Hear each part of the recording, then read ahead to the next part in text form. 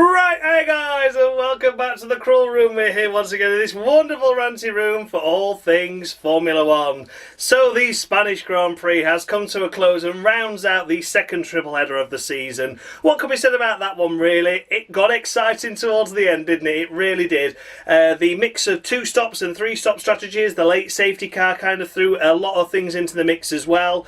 The most part, the middle race, it was all sort of just building up, wasn't it? The middle part of the race was all just about what strategies were going to pay dividends, etc. And then that late safety car at the end meant it was an exciting finale. If I had to rate the race, I'd give it a 7 out of 10. I think that'd be a fair score. Bit stale in the middle.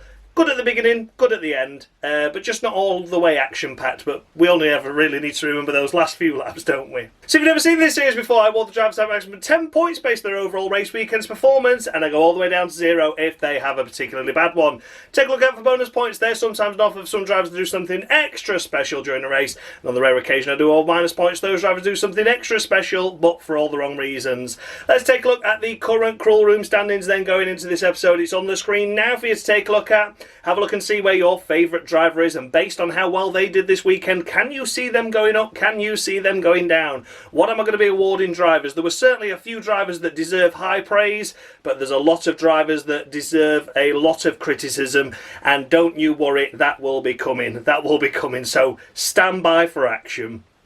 We'll take a look at the team standings as well then, shall we? While we're at it, we may as well, haven't we? So, of course, these standings are accrued by what the drivers score, just like in real life. However, I can manipulate it somewhat as well, as you can see there for RB and Ferrari. Massive minus points to those because they've completely bottled it at times this season. And I've awarded a couple of bonus points here and there as well for teams I think are doing well, but their drivers are under-delivering, etc.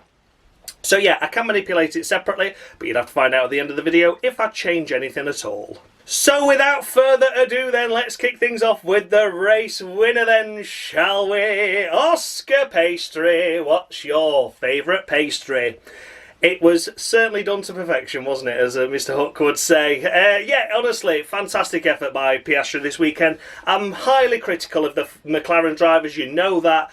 I honestly think they've got the best equipment, the best machinery, and I think they really need to pull something out of the bag to actually impress me.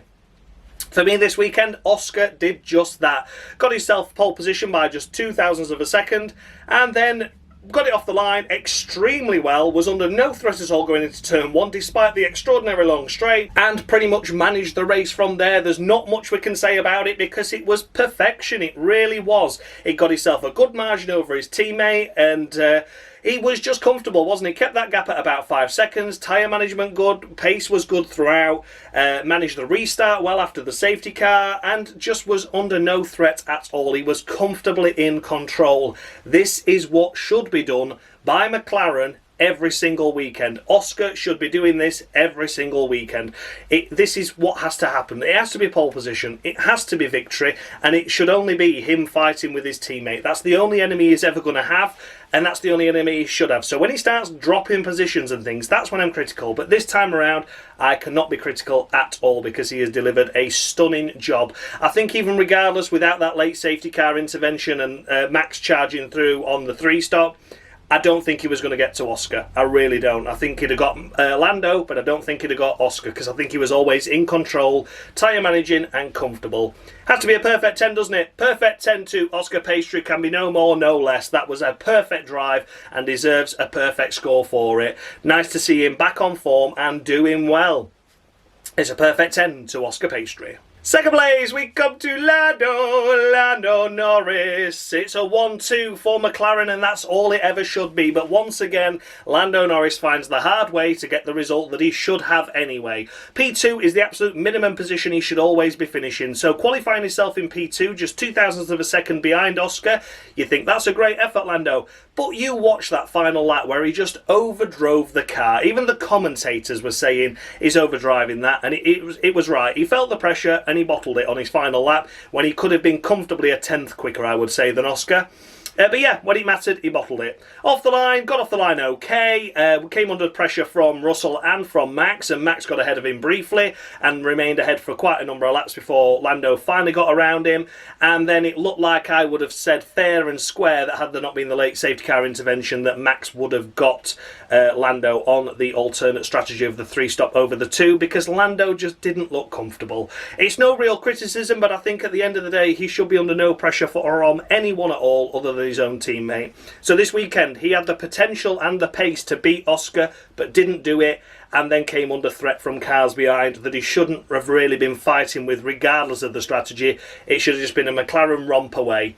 We all thought that this flexi wing rule that came in, so the regulations surrounding the flexi wings have been tightened somewhat. They can't flex as much as they can during the tests now. That's not made any difference at all, like Red Bull were hoping. It's just made McLaren faster, if anything, hasn't it? So yeah, it's going to be very much a McLaren championship now, and Lando Norris needs to buck his ideas up if he wants to fight for it over Oscar. It's a solid 7 to Lando for me for him. Not overly critical of it, but I need to knock points off for not being able to beat his teammate and from coming under threat once again from Max Verstappen in an inferior Red Bull, but it's able to always hold on somehow, which it shouldn't be able to. 7 to Lando, that's that. In third place, we come to La la, oh sacre bleu, sha la la la la. Taking an unexpected podium here in Spain. They were looking like they were going to have a difficult weekend, didn't they? Initially, though, off the line, it went well because they got ahead of George Russell in the Mercedes, and that was advantageous for them. They had similar sort of race pace, so it was always going to be difficult for Mercedes to leapfrog Ferrari then. So the fact that they did it off the line was particularly impressive. The race itself, then, Leclerc just remained fourth. Fourth. And then, of course, at the safety car restart with Max Verstappen on the new hard tyres coming out the final corner, got it sideways, and Leclerc was able to overtake at the end of the... Literally, he was able to overtake just as they crossed the line to be able to start the racing and to be able to have the green flag so that he was able to overtake. I think even if he'd have overtaken prior to that, though, I think it'd have been allowed because it was a mistake from Max, and you can't just have everyone bottling up while everyone's trying to accelerate out a fast corner. So I think no matter what Leclerc did there, he was safe in that circumstance, because you can't, like I say, you can't just jump on the brakes while everyone else behind can't see what's happening. So it'd have been safe anyway. And they had a little bit of contact and a little bit of a lover's tiff down the straight. Max was going straight, but the car was veering left. Leclerc was going straight, but the car was sort of like veering right, and they just had a little bit of a touch. Max kicked off about it because he lost his head, but we'll come to him in a minute.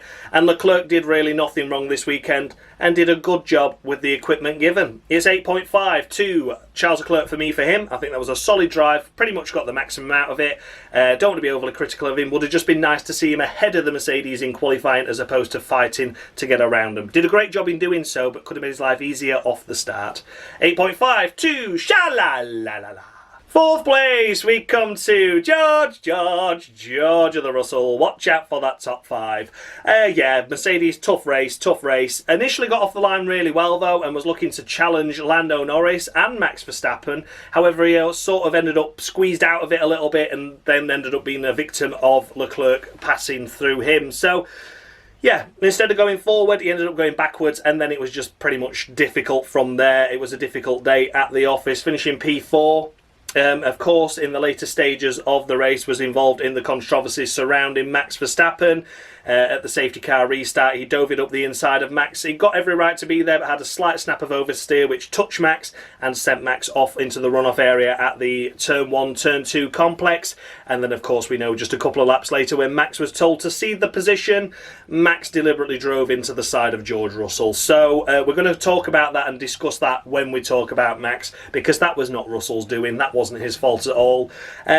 But yeah, Russell's race overall I think was solid, if unspectacular, and that's why it's 7.5 to me for him.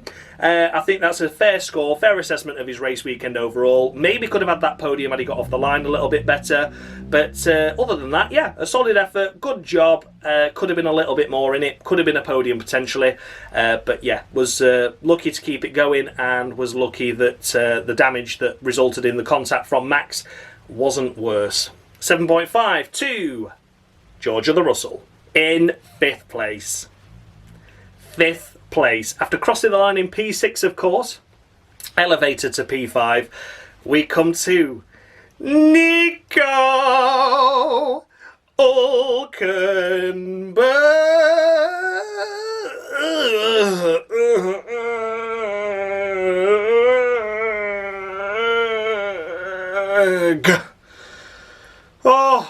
I needed that, and so did Stake Kick Me Up the Arse F1 Sauber. They needed that result as well. What a stunning performance from Nico.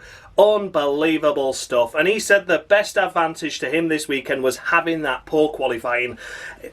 Without that, they'd have used more tyres in qualifying, would have had less tyres for the race, but every time they pitted, they were able to just chuck new tyres on it, and that's what gave them the pace advantage in the early stages and got them into the position to fight for points early on, was always fighting around that 9th or 10th place area. Then the safety car came out while he was then elevated to 8th due to Antonelli breaking down, and got a free pit stop from there. And then obviously new fresh hard tyres once again when he got that free pit stop. Caught up to the back of the gaggle, was able to overtake Isaac Hadjar on older soft tyres, was able to make a stunning move on a Ferrari of Lewis Hamilton as well, also on older tyres, but even so, he was driving like a man possessed, wasn't it? I cannot speak highly enough of what Nico has done this weekend. Very reminiscent of what Verline did here a few years ago in a Sauber car that was terrible, where he was able to hold on to P8 throughout the entirety of the race. It was already looking like one of those drives, and then all of a sudden here he is finishing P5. What a stunning effort. Honestly, my driver of the day, and probably will end up being my driver of the year so far. There's not much else that's going to beat that, to be honest. That car is a bag of shite. Yet the upgrades have clearly worked and made it a little bit better. But even so, to finish P5 in a Stake Kick Me Up the Arse Sauber, I don't care what tyres he's got on the thing, it should not be finishing P5, crossing the line in P6. It should have clung on to a couple of points finish. I've got no doubt about that. It looks strong, but it should not be up here. It's 12. He's getting 2 bonus points for that. What a stunning, fantastic effort.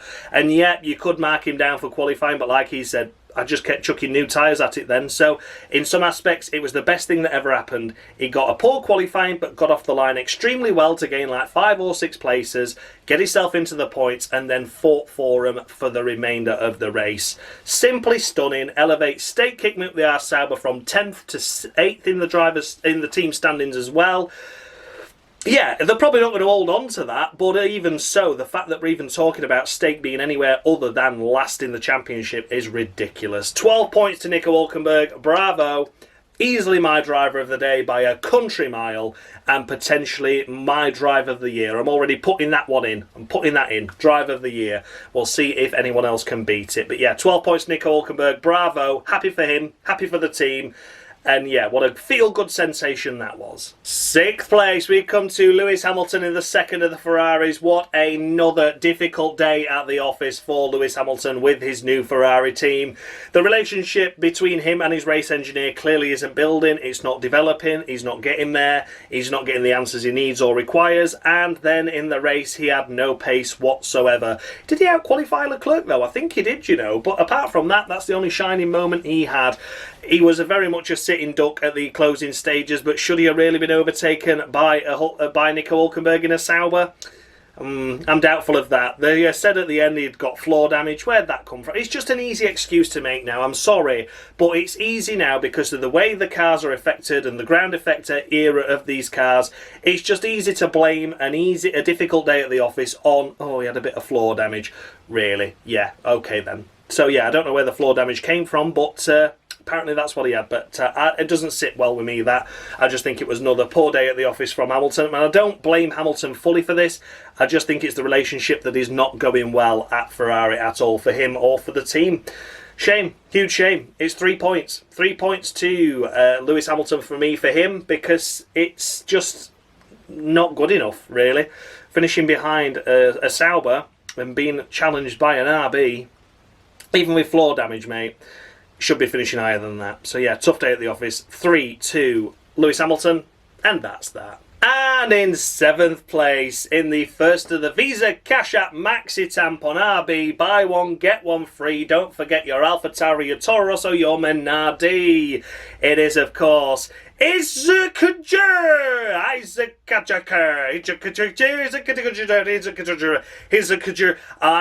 Hadjar.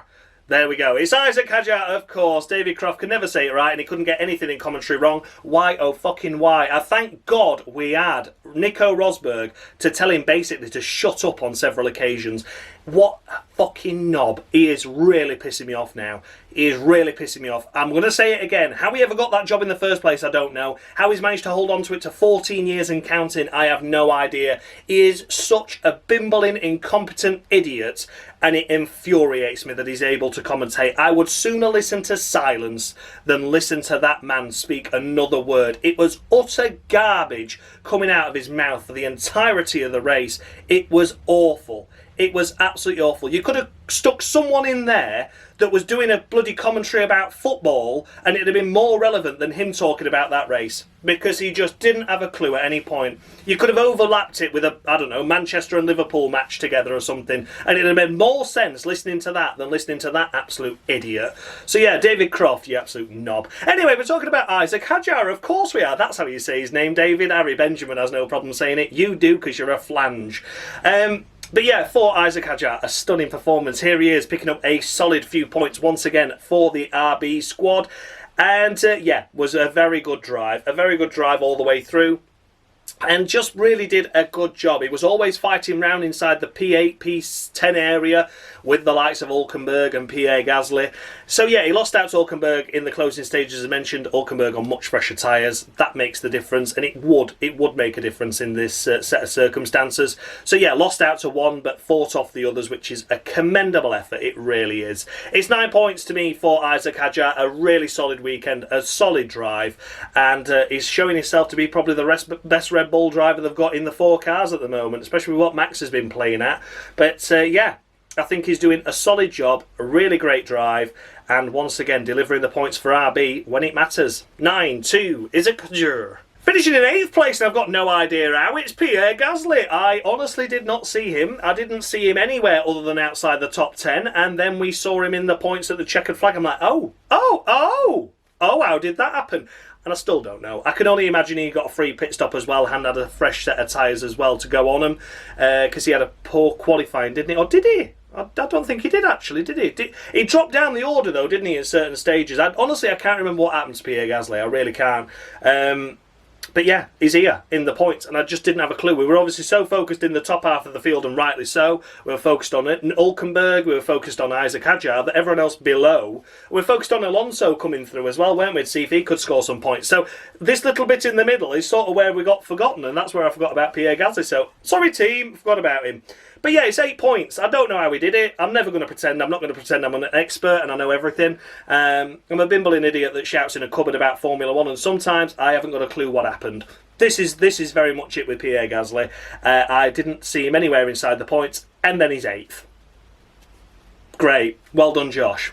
8 to Pierre Gasly for what must have been a great drive to pick up some points in that Alpine squad. And while there's a race where stake overtake Alpine, at least they were able to limit the damage, I should say, by him picking up a few more points, so the gap's a lot less than it would have been.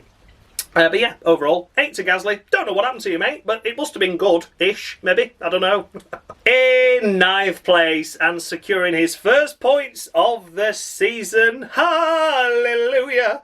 Hallelujah! It is, of course, Fernando Alonso in the Aston Martin. Well done, well done, well done, Fernando. Could have been more, though. Could have been more. He had an off, didn't he, in the early stages of the race on the old soft tyres. Locked up and went wide at the, whatever it were, turn 5, turn 6 corner. I don't know. I can't count. I'm not going to. But he went off and, yeah, went through the gravel and lost a load of time with that as a result. So maybe without that, we could have seen him potentially, well, easily where Isaac Hadjar was. Maybe even fighting for Lewis Hamilton's position as well. Maybe could have even scraped ahead of Hulkenberg, who knows? I think there was more on the cards from him this race. It's good to see him finally pick up points at his home Grand Prix as well. But yeah, could have been a little bit more there, I feel. I think there's definitely a P7 that went missing, maybe a P6 and a potential P5, perhaps, who knows?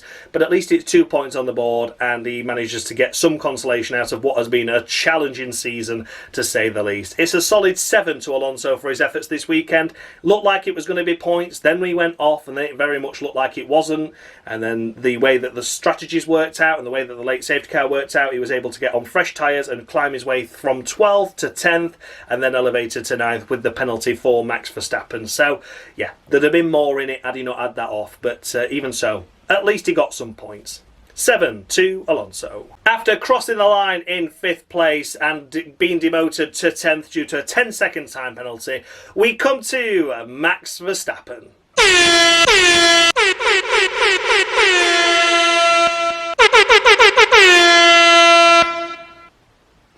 My brief Formula One career started and ended at Toro Rosso. The Red Bull revolving door of drivers started way before Lawson and Tsunoda, don't you know? Don't you know? And there we have it. I'm the Alguersuari of the week to Max Verstappen, a former Red Bull driver, former Red Bull Junior driver, awarding of the week to Max Verstappen. But we're not done there. We are not done there. I am minusing every single point he has currently scored on this series. He is back down to 0. So he can suck them apples and like them. He can suck on my little titties, because that was absolutely disgusting this weekend. Once again, Max Verstappen loses his head, spits the dummy out, and has a right old paddy, and he can't control it. And do you want to know what's the most scariest thing about it all now? The most scariest thing about all this for me is he's now a dad. He is now a dad, and he is doing that.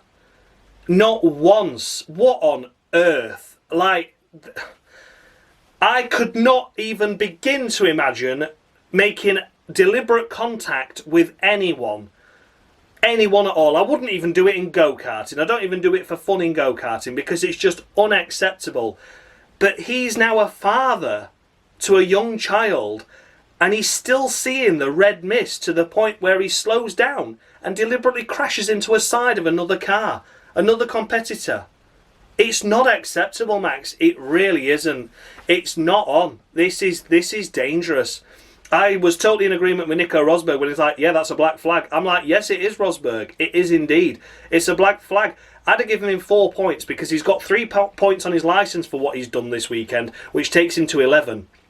I'd have given him 4 to make it 12 and make sure he got a race ban for the next time out, because he needs to learn. And I don't think he's capable of learning, because we've seen this from him before. We saw it at Hungary last year, where he lost his head with the contact that he had with Lewis Hamilton. We've seen it in years previous as well. He's just not acceptable. He does it once or twice a year, and he just loses his head. He just loses his head. People come into his defence like this is, oh, he only made slight contact. What do you mean he only made slight contact? If he can make slight contact, he can make a lot of contact. When he hit Russell, the way he hit Russell, that car could have gone anywhere. It could have broken the steering arm of Russell. It could have broken the steering arm on his car as well. It could have sent him off into the barriers. You just don't know. You see how big those stones were in the gravel? That could have flicked up if he'd have gone into the gravel and hit someone in the head and killed them. It's as simple as that. And yeah, I'm not, people think I might be over drastic and over dramatic and everything, but it happens. It happens. And the way that you avoid that is by not making deliberate contact with a car. I honestly don't care about the entirety of his race. I don't give a shit about the fact that he was driving superbly up until that point, and we were seeing probably one of the best performances we've seen of all time from Max Verstappen. And I'm not just exaggerating that. The fact he had a dog shit car making the 3-stop work to a point where he was a definite, imminent threat to Lando Norris, and then the safety car comes out at a really bad time. They only had the new hard tyres for him to go on, which ultimately was the wrong choice. But what else do? Do you take track position and be on the really old softs? I don't know. He was in a really tough situation at that point, but just lost his head from that moment on, crying about everything on the radio, crying about the contact with Leclerc, crying about the initial contact with Russell, crying about the fact that he had to let Russell through, and then ramming Russell to just prove a point? I don't know. And then let him through. I just don't get it. So yeah, 10-second time penalty was not harsh enough in my honest opinion. He should have been black flagged or given the equivalent of a stop-go penalty to his time. That is what Sebastian Vettel had back in 2017 when he made deliberate contact with Lewis Hamilton behind the safety car. He had to serve a 10-second stop-go penalty at Baku that time. I think it should have been the equivalent of time in that. 30 seconds, he should have been outside the points. He should have scored nothing this weekend. And he should have been given 4 points on his race licence afterwards and banned from the next race, because it's not acceptable at all. It's just not good enough. It's just not good enough. So Max Verstappen, he has lost all his points. He's been awarded an of the week as well. And he starts back down at 0. And it's going to take a lot for you to impress me for the rest of this season, Max, now, because that is just not acceptable. It really isn't. It's dangerous. it's lethal. I can't put it into words. But yeah, Max Verstappen, you absolute knob. It's not good enough. It really isn't. And for that reason, he has lost all of his points and he's been given a Jaime Alguersuari of the week. Disgusting. Finishing in 11th place and just missing out on the final points paid position, we come to Liam Lawson in the second of the Visa Cash App Maxi Tampon RB. Buy one, get one free. Don't forget your AlphaTauri, your Taurus, or your Menardi.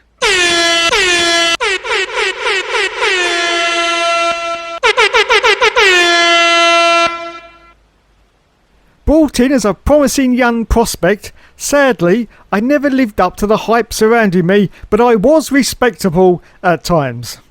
And there we have it. Of course it had to be, didn't it? Another of the week to Liam Lawson, and with that comes a final warning, because that takes him to 5 of the weeks this season. We're only 9 rounds into the championship and we've already got up to 5 for Liam Lawson. It's not good enough. It is not good enough. His teammate is inside the points there, once again fighting with the likes of Ferraris, holding off from the likes of Alpines and Aston Martins. Where is Liam Lawson? Not even able to get into points when a competitor ahead has a 10-second time penalty. It's just not good enough. It's absolutely disgraceful. So yeah, Liam Lawson, another mediocre performance, once again in the shadow of his teammate, who is far less experienced than himself. And it should have been points as an absolute minimum this race, and wasn't. It's an of the week to him. Jaime Alguersuari, of course, awards another Red Bull Junior a of the week, which is very fitting indeed. And yeah, it's absolutely disgraceful. So Liam Lawson, an of the week to him. He's on his 5th one now, so that's his final warning. He cannot get any more of the weeks. He can just be disqualified from here. So he's not going to last the season, is it? He's going to be the first victim of the season, which is absolutely crackers to say. But how long he can hold on, who knows? But for now, it's an of the week and a final warning to Liam Lawson. 12th place, we come to Gabriel Bortoleto in the second of the state Kick Me Up the Arse Saubers. And he did get a bit of a kick up the arse, didn't he, really, from Sauber? Not a really good strategy, to be honest. Left out like a sitting duck for quite a while fighting around in that P10, P11 position. After he pitted, then he formed up at the back of that crocodile. And then, because of the late safety car, he was able to pit for fresh tyres and then try and mount an attack and a challenge. He was borderline on the points. He was fighting for 10th. He lost out to Liam Lawson. He lost out to Fernando Alonso as well. And that's what sees him here in P12. Not all his own fault this weekend. He certainly didn't have the pace or performance of Nico Hülkenberg, but he certainly deserved a little bit more from it. I think a little bit of a strategic play from Sauber. Had they kept him on the same strategy that they got Hülkenberg on, of course Bortoleto didn't have the tyres because he did an extra run in Quali 2, but keep him on a similar sort of strategy to what Hülkenberg did. I think you could have seen Bortoleto scraping a point there potentially, even if it was just as a result of Max's 10-second time penalty or something like that.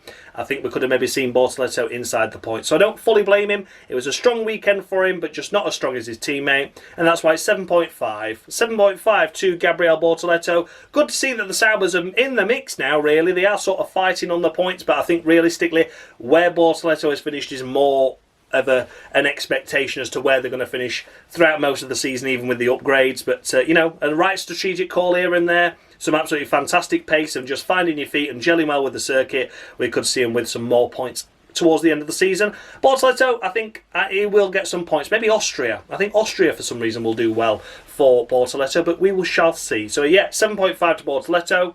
Solid job. Just not as impressive as his teammate. Oh, and looking for some P13, we come to Yuki Tsunoda.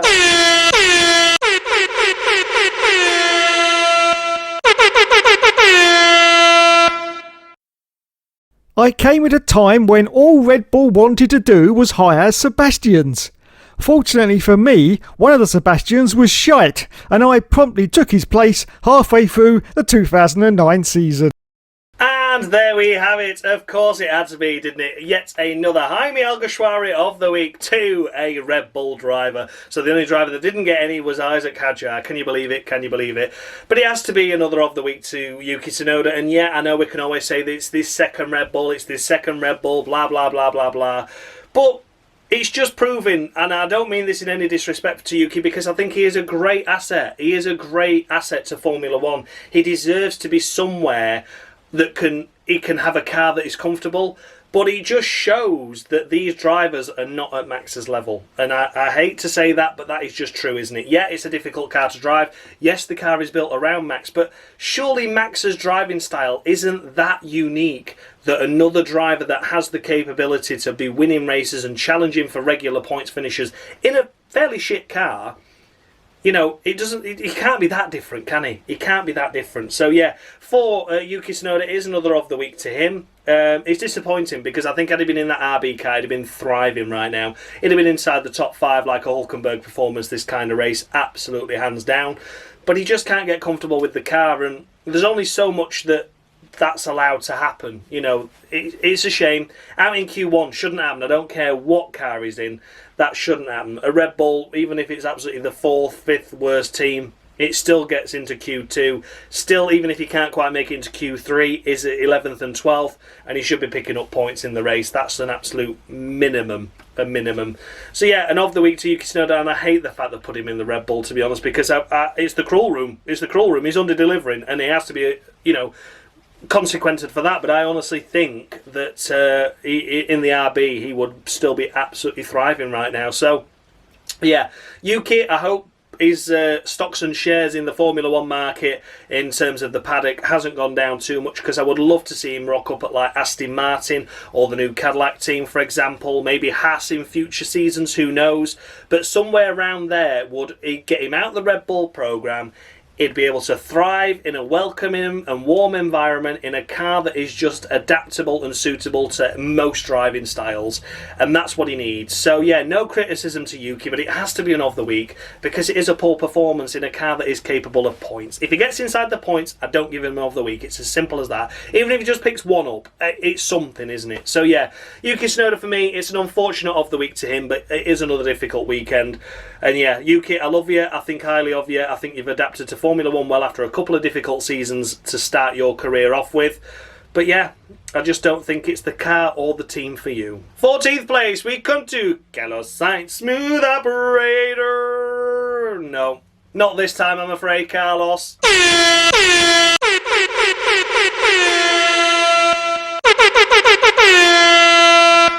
I lost my drive halfway through the 2007 season after falling out with my team boss at the European Grand Prix. I was replaced by Sebastian Vettel, who achieved absolutely nothing, just like me. Or so I keep telling myself anyway.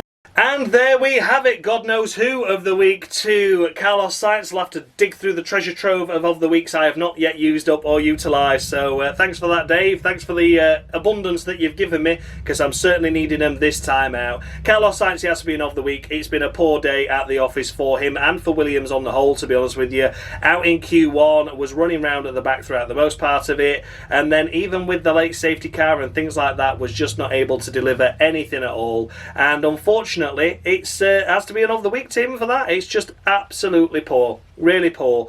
No matter what happened this race, yeah, it was just dire. It really was. So yeah, finished ahead of a couple of cars, still nowhere near the points, and didn't look like it was going to be points worthy at all. Had to pit for a front wing in the early stages as well. And yeah, just an unfortunate weekend for Williams on the whole, really, and in particular Carlos Sainz. So yeah, an of the week to Carlos Sainz. The second of the Alpines is up next in Franco Colapinto. Franco Colapinto. What's he been up to this race? Not much, really, to be honest with you. Languishing down at the back throughout most part. Struggling with the tyres and the balance of the car, apparently. And was absolutely nowhere near his teammate. Avoids an of the week by this much. Only by this much, though, Franco. Yeah, it's 2 points. It's 2 points he can thank me for him. Difficult day at the office once again for Franco. His return to Formula 1 certainly has not been what everyone expected of it. He's doing probably worse than Jack doing, I would say, at the moment, to be honest with you. He's had a couple of crashes, hasn't he? He's had a couple of offs, and he's just had poor pace throughout.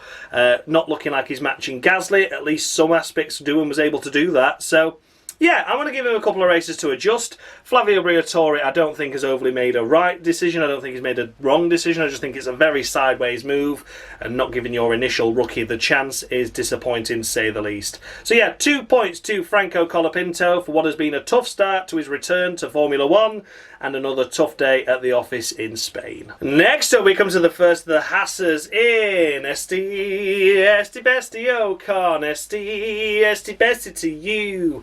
Ain't like Esti Bestie Ocon. There you go, Esti Bestie Ocon. No pace at all in the Haas this weekend, unfortunately for him and for the team. Out in Q1 and made no progress in the race whatsoever. Was sort of at certain points inside the top 10 maybe, but it was just a total mix of different strategies and didn't look like they had the pace to beat anyone, to be honest with you. They looked like they were the potential firm back mark of this race, which is a shame to say, but it is factual, I'm afraid. Yeah, Esti Bestie Ocon gets 4. 4 to me for him, that's all he's worth. Below average performance in a difficult car, though, I will give them that. Spain really didn't do well for Haas at all. Hoping to bounce back stronger next time, but for now, Esti Bestie Ocon, just 4 points to him. And finishing behind this teammate, we come to Ollie Behrman, crossing the line in P13, I believe. Dropped down due to a 10-second time penalty for going off track and gaining an advantage, which I am not 100% sure what that was for, but if that was for the contact with Liam Lawson, then that's utter bullshit, because Liam Lawson just shoveled Behrman off there, but that's the only incident I can bring to mind. But we know what FOM's like, we know what the Formula 1 management's like for showing us what we want to see on live TV. We'll be looking at a crowd while there's a 4-car accident going off, so maybe there was something undisclosed, I'm not too sure, but either way, wasn't inside the points, and of course a 10-second time penalty just compounds the fact that he's down here and pretty much last of the runners. For Ollie Behrman, short and sweet again, same as his teammate, 4 points to him. A tough day at the office for Haas on the whole. Behrman got himself into Q2 but couldn't really do anything else with that, and yeah, just a disappointing day. 4 to Ollie Behrman. Then we come to the DNFers, so the last to retire in the race. The first that I'm going to talk about on this list, of course, is, Kimi Antonelli. Unfortunately for him, he had an engine failure, power unit failure in the car. It was looking like he was matching Russell throughout most part of the race. They're having a difficult day though, weren't they? And yeah, just expired. He'd have probably got around a 6th or a 7th on track had it all gone as it should and he'd have not blown up. But yeah, 4 points. It's 4 points to Kimi Antonelli out of the maximum of 5 I can score a retirement. I think that's fair. I think that's a fair assessment of his weekend. Wasn't fantastic, but certainly doesn't deserve slamming. He didn't do anything wrong. It's another retirement and another power unit issue again as well for the Mercedes squad. Not going well, is it? There's breakdowns aplenty. Antonelli broke down at Imola, George broke down in qualifying at Monaco, and we've had yet another breakdown / failure here at Spain. So, yeah, reliability creeping in. Problems aplenty. 4 to Antonelli, out of a maximum of 5 a retirement can score. Yeah, not good. And then we come to the second of the Williams in Alex Albon.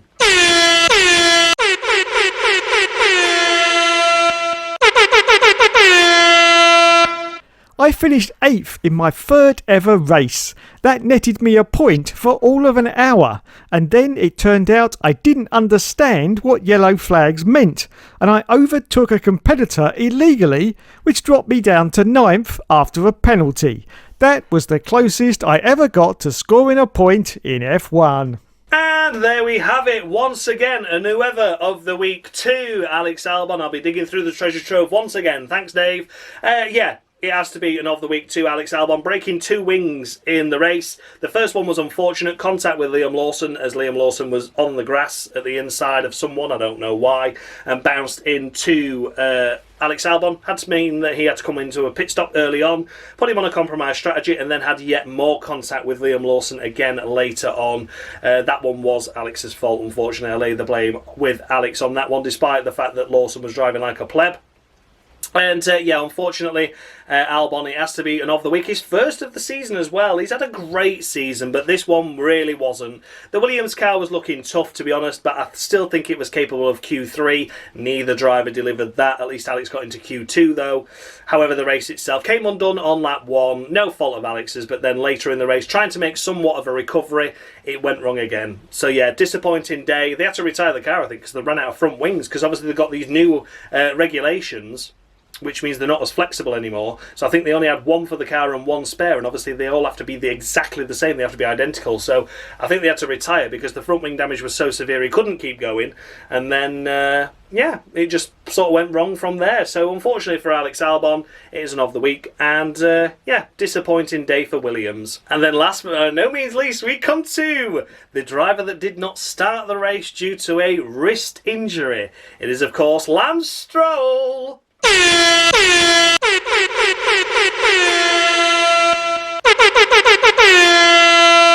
Having raced selected rounds for Minardi in 2001, courtesy of government funding, I secured a full-time seat with the team for 2002. Due to poor performance, I was benched in favour of some bloke called Anthony Davidson and never raced in F1 again. And there we have it. It is, of course, of the week to Lance Stroll, because we found some information out afterwards. Now, normally, if it was because of the wrist injury that he'd sustained a couple of years ago that was troubling him, I'd have probably given him 3 points and moved on. However, we then since found out that he was qualified over half a second behind Alonso, as we know, in qualifying, and then proceeded to shout and swear at staff, and then start to throw stuff around, have a bit of a paddy, break a door. So, you know, Gunter would not have been happy. You do not fuck smash my door. So yeah, broke a door, and generally it was a bit of a prick behind the scenes. So it makes me wonder, did he sustain the wrist injury not as a result of what happened a couple of years ago, but because he was frustrated, punched a wall or something, punched the door maybe, who knows, hurt it that way? Or are we making it up because of his unacceptable behaviour? So the BBC reported on this, so quite a reputable source. There was apparently some undisclosed members and personnel of the Aston Martin squad that said that that is what happened after qualifying, but did not want to be named, obviously, because they'd be shot. And then Aston Martin have said that the incidents are unrelated, but are confirming that both happened. So we've got a wrist injury and we've got a kick-off. And now we've not got the kick-off. That he never kicked off. That didn't happen now. That's the new one. No, denied all knowledge. That never happened. But we've heard from people that it did happen. You then confirmed it did happen, but have said the incidents are unrelated. And now you're saying that the first incident didn't happen and it's just a wrist injury. I'm not fucking buying it, to be honest with you. I am not buying it. So Lance Stroll gets an of the week for being a prick. Once again, behind the scenes, what is it? What is it with people being twats? I don't understand. He's got daddy to buy him a racing team and he's still not happy. Unbelievable, isn't it? Just shows you, money can't buy your happiness and it can't buy your talent either, can it, Lance? So yeah, unacceptable, really. And had, once again, Aston Martin not been so bloody shady with everything, I'd have swept it under the carpet, but it can never do any wrong. Everyone's got a gun held to their head whenever they discuss Lance Stroll, and it's always got to be positive. We remember when Mike Crack was going, oh, it's good that he crashed. It's good that he crashed at Singapore in qualifying. It shows he's trying. The fuck you talking about? He's half a second off the pace and crashed like a knobhead. But yeah, this is once again Lance Stroll invincible to the to the actual repercussions of what he actually does.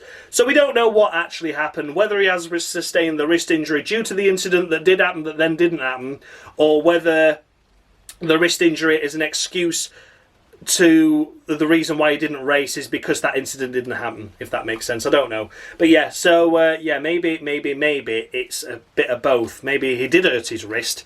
He would have still been able to race. However, the team said, no, he can fuck off. We're not dealing with that piece of shit. So, I don't know. But of course, why would they say that? Because the incident didn't happen. Didn't happen, guys. It didn't happen. What are you even talking about? What am I even talking about? Give him 10 points, Dan. Stick 10 points on the scoreboard because he's just a hero. The Canadian Jesus. So yeah, anyway, that is Lance Stroll, and of the week to him. And a fitting one indeed. He didn't even race. Didn't even race and gets an of the week. I think that's a first for the series. But yeah, what a knob. So everything, guys, those were the runners and riders of the Spanish Grand Prix Crawl Room. Let me know down in the comments section, did I score any drivers too high? any too low. The updated standings with the scores I've just awarded are on the screen now for you to take a look at. There you go. Max Verstappen plummets down to the bottom of the pecking order due to being a knob. And that's unacceptable, really. He shouldn't be doing that. Lance Stroll earns himself another of the week. Bloody Liam Lawson on a final warning. Can you believe it? Can you believe it? There's certainly a lot to play for. A lot of drivers undelivered this season, and this race in particular. But so far, the drivers that are doing well are sitting pretty towards the top.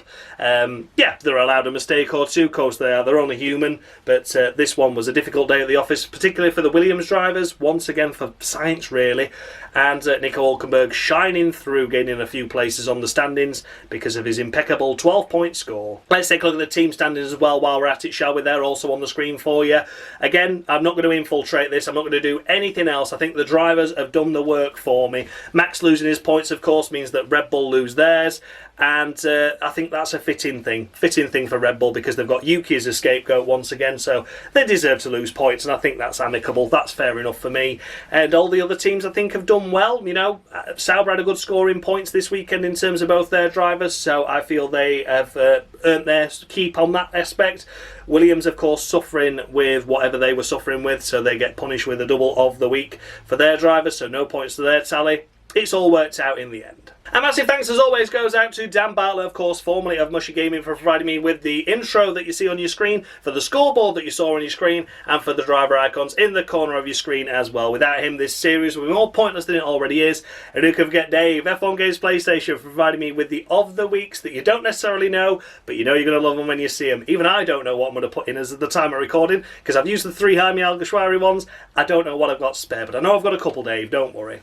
Thank you so much for watching, guys. I'll see you all again in a couple of weeks' time. I can't remember where we are next, but we'll be somewhere, won't we? And I'll be here, don't you worry. Hopefully it'll be Tuesday 6 PM. I can't remember what my working schedule's like, but you know I'll always try and get it out on time. I've not let you down so far. 9 out of 9. Let's try and make it 10 out of 10. Thanks a lot for watching, guys, and as always, much love.